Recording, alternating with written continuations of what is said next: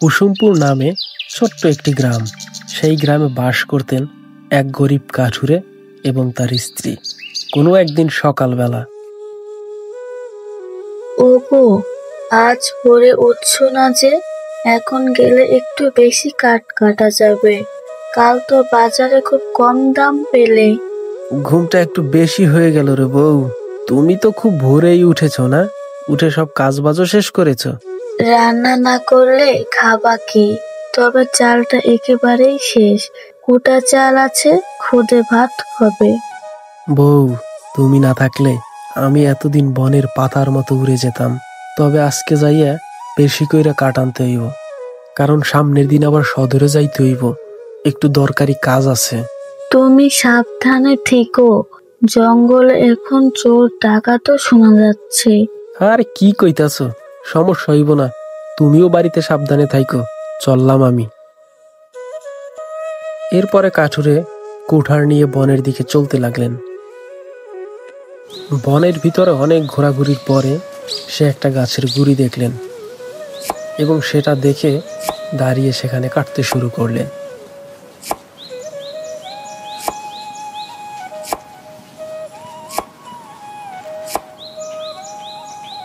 এই তো, আজ তো কাটকাইটা অনেক কাঠ জমাইছি।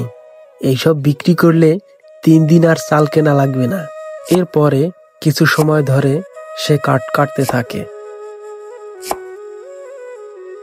না, অনেকটা কষ্ট হয়ে গেছে। এখন একটু কুঠাটা রাইখা আমি একটু জিরাই। এই বলে বিশ্রাম নেওয়ার জন্য সে একটি গাছের নিচে বসে বিশ্রাম নিতে থাকে। কিন্তু হঠাৎ করে একটা লোক এসে তার কুঠারটি নিয়ে দৌড় মারে। ওই বেড়া, ওই থামো থামো, আমার কুঠার নিয়ে তুমি কই যাইতাছো? দৌড়াইও না। আরে ভাই, দাঁড়াও দাঁড়াও, তুমি ওইটা নিয়ে দৌড়াইও না। আমার একমাত্র সম্বল ওই কুঠারটা, ওইটা তুমি নিয়ে যাইতেছো। আমি তো একেবারে না খেয়েই মারা যাব। হায় হায়, লোকটা কোথায় গেল? উনি তো বনের ভিতরে মনে হচ্ছে বিলীন হয়ে গেল। আমি তো তাকে দেখতে পাচ্ছি না। এখন আবার কি হবে? হায় রে কপাল আমার, এই কপাল নিয়ে এখন বাড়ি ফিরবো কি করে? হে উপরওয়ালা, এই কেমন সাজা দিলে তুমি?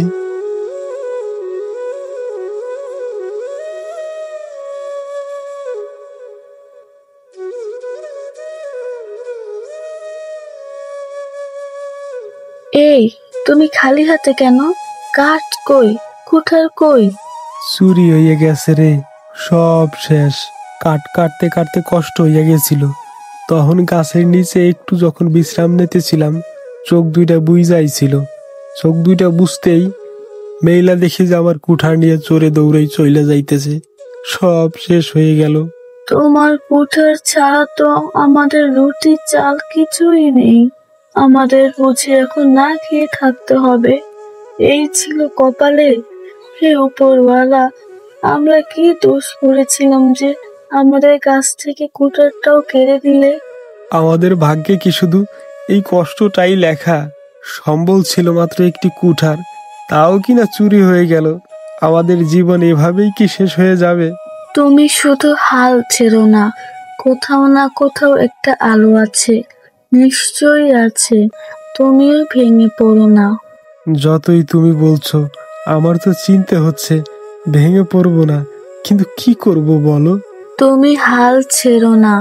কালকে বনে যাবে, দেখবে সে চোরটি যদি কাঠ কাটতে আসে তাহলে তাকে ধরবে। ঠিক আছে, তুমি যেভাবে বলবে আমি তাই করব। কালকে আমি অবশ্যই যাব।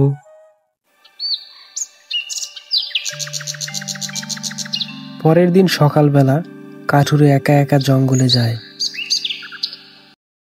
এবং তিনি জঙ্গলের গভীরে ঢুকছেন। সব জায়গায় খুঁজছেন সেই চোর আসছে কিনা কুঠার নিয়ে। এইভাবে খুঁজলে কি আর কুঠার পাওয়া যাইব? চোর তো কুঠার নিয়ে মনে হয় বাজারে বিক্রি কইরা দিছে। আমার কপালটাই খারাপ রে, কি করব আমি কিছুই তো বুঝতে পারছি না। এভাবেই কাঠুরে হাঁটতেছে জঙ্গলের মধ্য দিয়ে। তিনি একা একা হাঁটতেছেন আর কুঠার খুঁজতেছেন। কুঠার নিয়ে চোর কোথায় গেছে কে জানে, কিন্তু সে বনে কুঠার খুঁজেই যাচ্ছেন। হাঁটতে হাঁটতে সে গভীর জঙ্গলে ঢুকে গেছেন, যেখানে অরণ্য জঙ্গল কেউই যায় না। সেখানে সে গিয়ে পৌঁছেছে। সে অনেক গভীরে পৌঁছে দেখেন একটি গাছে অনেকগুলো সোনালী ফল চকচক করছে। নিচে বসে আছেন এক মনীষী। চারিদিকে মনে হচ্ছে যেন এক পবিত্র পরিবেশ। তুমি কে বাছা? এই গহীন অরণ্যে এসেছো কেন? আমি কাঠুরে, গরিব কাঠুরে। আমার একমাত্র কুঠারটি চুরি হয়ে গেছে। আমাদের জীবনটা ওই কুঠারের উপরেই নির্ভরশীল ছিল, কারণ ওটা দিয়ে যে কাঠ কাটতাম সেগুলো বাজারে বিক্রি করেই সংসার চালাতাম। সেটিকে আমি হারিয়ে ফেলছি। তোমার মুখে মিথ্যা নেই, চোখে কষ্ট আছে, কিন্তু বিশ্বাসও আছে। তুমি যে মিথ্যা বলছো না সেটা আমি জানি বাছা। হ্যাঁ বাবা, আমি কখনোই মিথ্যা বলি না, কিন্তু তারপরও এই গরিবের সাথেই কেন এমন হয়? এখন কি করে চলবে আমার সংসার? শোনো, এত বিচলিত হইও না। ঘুরতে ঘুরতে আমার কাছে এসেই যখন পড়েছ, ওই সোনার ফল গাছের নিচে গিয়ে দাঁড়াও। একটা সোনার ফল তোমার সামনে এসে পড়বে। সেটা নিয়ে তুমি বাজারে বিক্রি করবে। এতেই তোমার সংসারের সব কষ্ট দূর হয়ে যাবে। আপনাকে কি বলে যে ধন্যবাদ দেব, আমি ভাষা খুঁজে পাচ্ছি না। আমি যে কি বলবো আপনাকে। ধন্যবাদ দেওয়ার কিছু নেই। যেটা তোমার প্রাপ্য সেটা তুমি পাবে, যেটা তোমার প্রাপ্য নয় সেটা কখনোই তুমি পাবে না। এরপরে কাঠুরে সেই গাছের নিচে যায়। যাওয়ার পরে ইচ্ছাকৃতভাবেই একটা সোনার ফল তার সামনে এসে পড়ে। সেটাকে সে কুড়িয়ে নেয় এবং সেটা নিয়ে সে বাড়িতে যায়।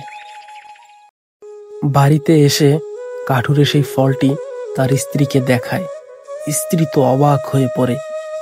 ওগো, এটা এটা তো সোনা, তুমি কোথায় পেলে?